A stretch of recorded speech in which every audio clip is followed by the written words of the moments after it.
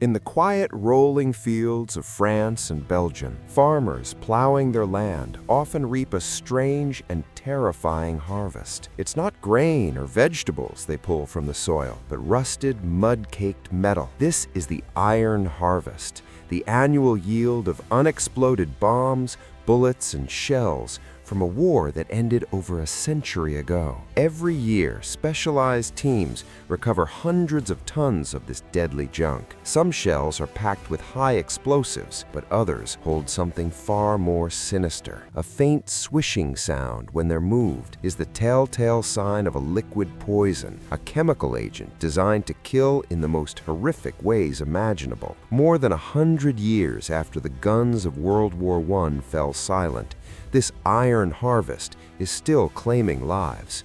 Farmers, construction workers, even children have been killed or maimed by these ghosts of the past. The war left behind a poisoned legacy, buried just beneath our feet, a horror that is still killing today. So how did the world get to a point where it was seeding farmland with poison? The answer lies in the mud-choked, blood-soaked stalemate of the Western Front. By late 1914, the Great War had ground to a halt. Millions of men were dug into a massive, squalid network of trenches stretching from the Swiss border to the North Sea. The machine gun and the artillery piece had made attacking a suicidal nightmare, with waves of soldiers cut down for mere yards. Military leaders on all sides were desperate for a breakthrough, a new weapon that could shatter the deadlock. The search for this miracle weapon led them not to a bigger gun or a more powerful bomb, but to the laboratory. Chemical agents weren't new.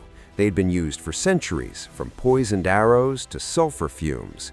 But the industrial scale of the early 20th century offered terrifying new possibilities. This is where a deeply and tragically conflicted man enters our story, Fritz Haber. A brilliant German chemist and a fierce patriot, Haber would win a Nobel Prize for a process that revolutionized agriculture, pulling nitrogen from the air to create fertilizer. It's a discovery that helps feed nearly half the world's population today. But that very same process could also create explosives on an industrial scale, feeding Germany's war machine after a British naval blockade cut off its traditional supplies. Haber threw himself and his prestigious institute into the war effort, convinced that science could deliver a German victory. He saw a loophole in international law. The Hague Conventions of 1899 and 1907 had banned using projectiles to deliver asphyxiating or deleterious gases. But Haber argued, what if the gas wasn't in a shell? What if you just opened a cylinder and let the wind do the work? To him, this was a legally and morally sound way to break the stalemate and end the war quickly. He believed his invention was no more or less humane than the shells and bullets already slaughtering men by the millions. It was a rationalization that would unleash a new dimension of suffering and forever brand him the father of chemical warfare. April 22, 1915, near the old Belgian town of Ypres.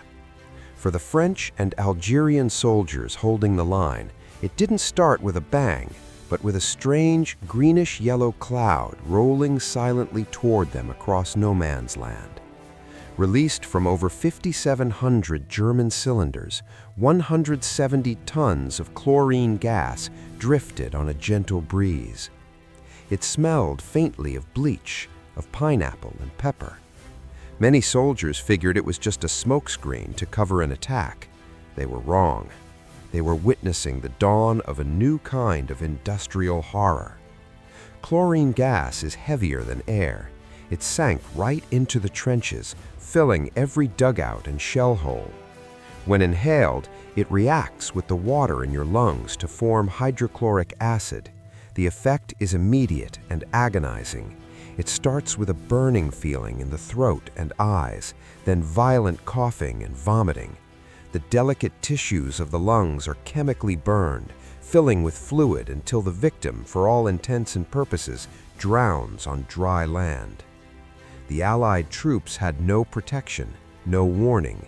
Panic erupted.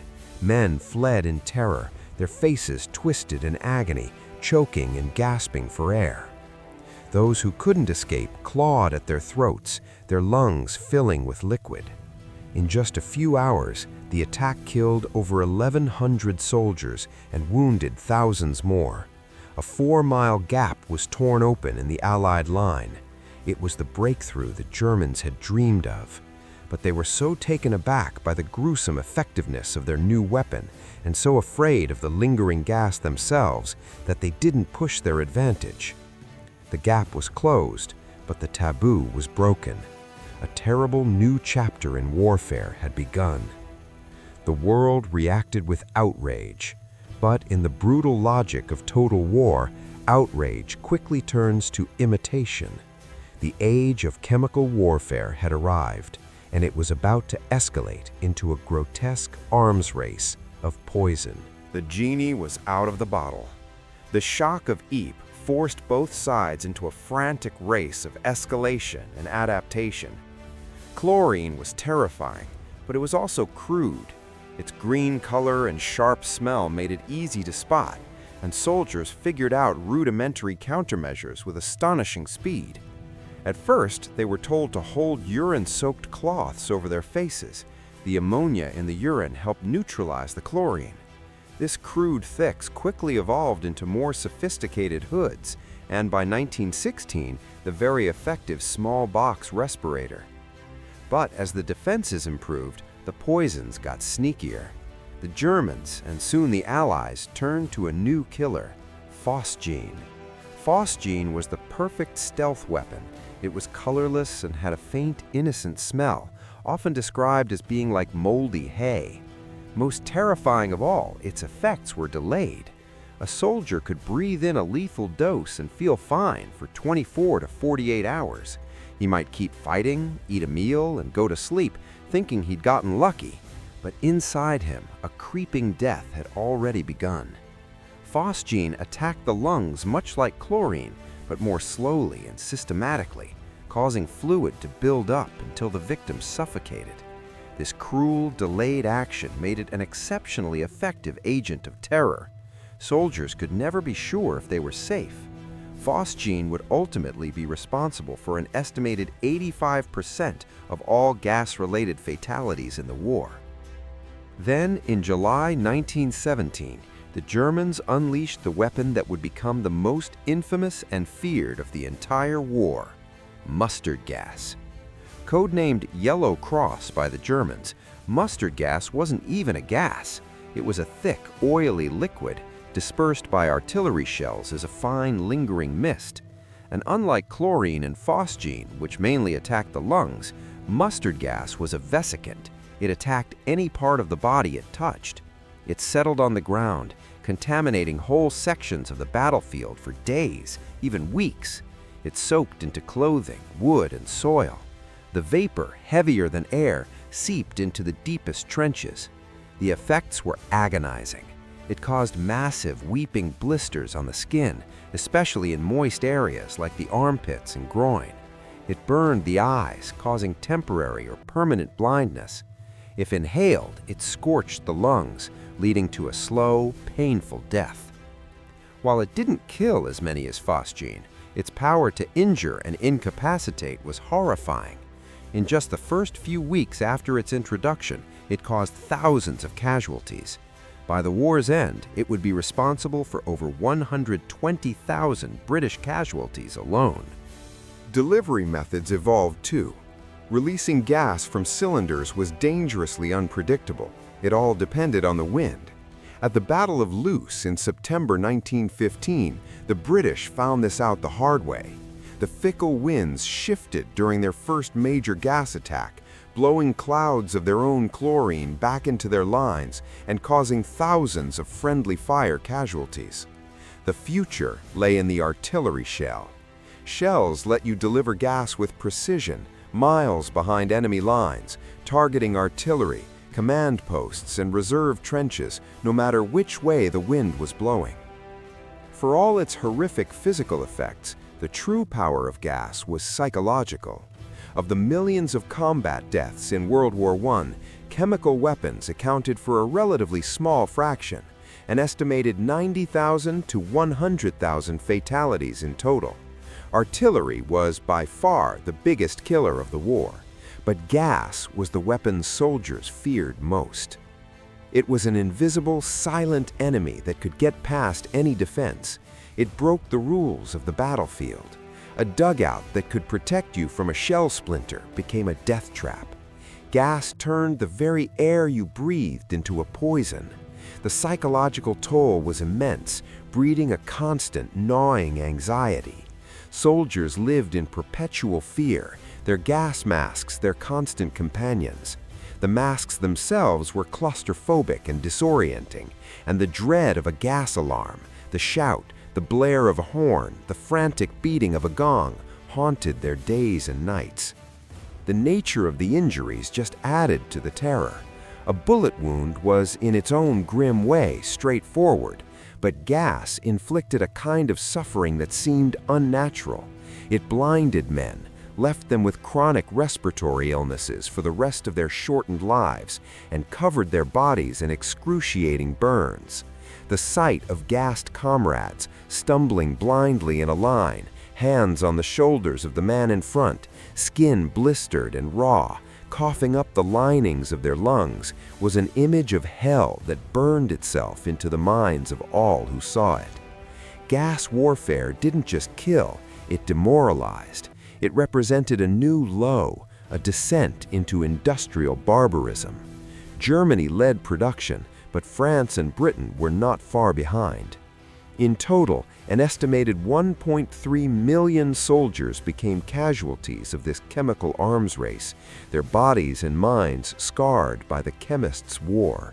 It was a weapon whose impact lingered far beyond the battlefield, creating a legacy of terror that would shape both the laws of war and the nightmares of soldiers for a century. The war ended on November 11, 1918.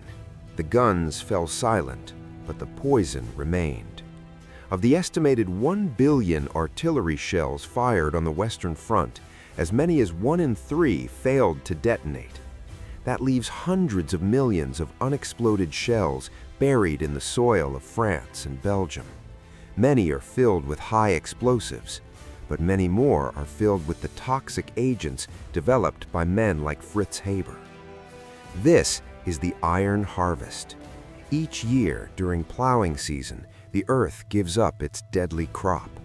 Farmers in the region have learned to live with finding these century-old munitions. They carefully place them on the roadside for collection by specialized military bomb disposal units, like Belgium's WWI or France's Département de Déminage. These teams recover hundreds of tons of ordnance annually. It's a dangerous, unending task. Since 1919, more than 20 members of the Belgian Bomb Disposal Unit have been killed doing this work. Hundreds of civilians have been killed or injured by accidentally disturbing these dormant weapons. The disposal teams face a grim choice with every shell. It's often impossible to tell from the outside whether a corroded shell contains explosives or gas. A swishing sound is sometimes the only clue. They have to treat every one as a potential chemical weapon. Corroded shells can leak their toxic contents into the soil and groundwater, poisoning the land for generations. And it's not just on land. After the war, huge quantities of unused chemical munitions were simply dunked at sea. To this day, fishing trawlers sometimes dredge up these shells, causing severe burns and respiratory injuries to their crews. In the areas of the heaviest fighting, like the land around Verdun, the contamination is so bad that entire regions were declared Zone Rouge, the red zone. Too dangerous for people to live in, these areas are a haunting moonscape of craters and trenches where the soil is saturated with lead, mercury, and unexploded ordnance. Experts estimate it could take another 500 years just to clear the former Somme battlefield. The war is over, but it has refused to leave. It remains a physical, toxic presence, a horror still killing today. The use of chemical warfare in World War I was a turning point. It transformed conflict, turning science into a tool of mass suffering and the air itself into a weapon. In the aftermath, the world recoiled in horror, leading to the 1925 Geneva Protocol, which banned the use of chemical and biological weapons in war. Yet the legacy of Ypres and the Somme endures. It endures in the international laws that struggle to contain these terrible weapons.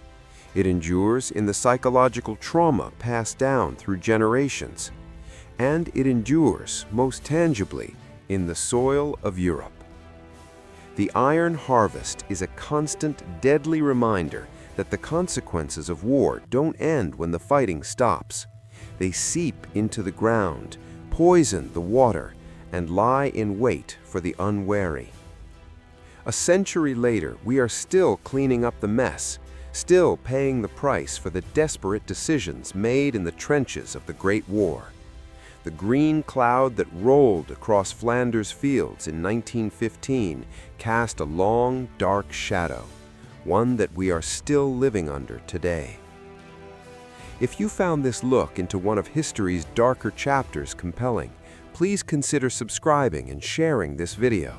Our past holds crucial lessons, and by understanding them, we can better navigate the challenges of the present.